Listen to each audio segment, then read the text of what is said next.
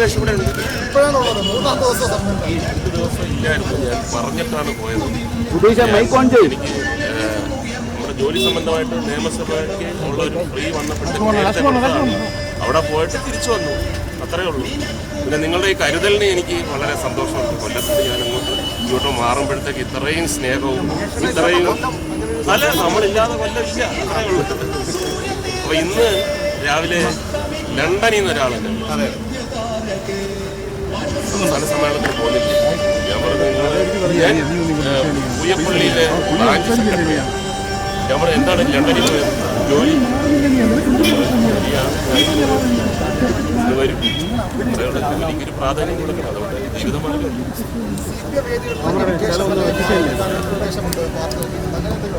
അല്ല, അത് ഇവിടെ സംസ്ഥാന സമ്മേളനം പ്രതിനിധികളാണ്, മെമ്പർമാരാണ്. ഞാൻ മെമ്പറല്ല.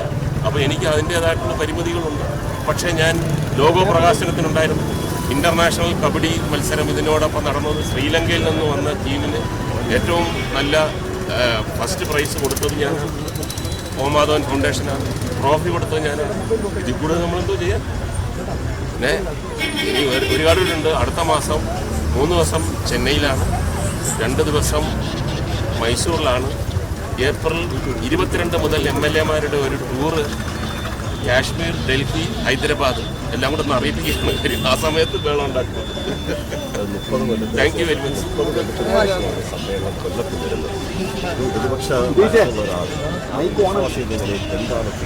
അത് കൊല്ലം ഇളക്കി മറിക്കുക, അതെല്ലാം അറിയാം. ഇതിൻ്റെ പിന്നിൽ എന്താണെന്നും നമുക്ക് എല്ലാവർക്കും അറിയാം. ഇത്രയും ഗംഭീരമായിട്ട് കിടക്കുമ്പോൾ എന്തെങ്കിലും ഒരു സംഭവം കിട്ടുമോ? തീർന്നു.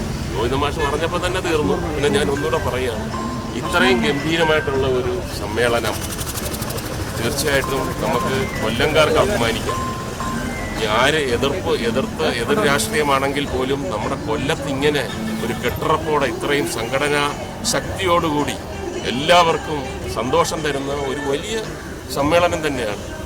അതിനകത്ത് ഒരുപാട് എന്താ പറയുന്നത് ശുഭസൂചനകളുണ്ട്. ആ സൂചനകൾ ഞാനിപ്പോൾ പറയുന്നില്ല. നന്ദി.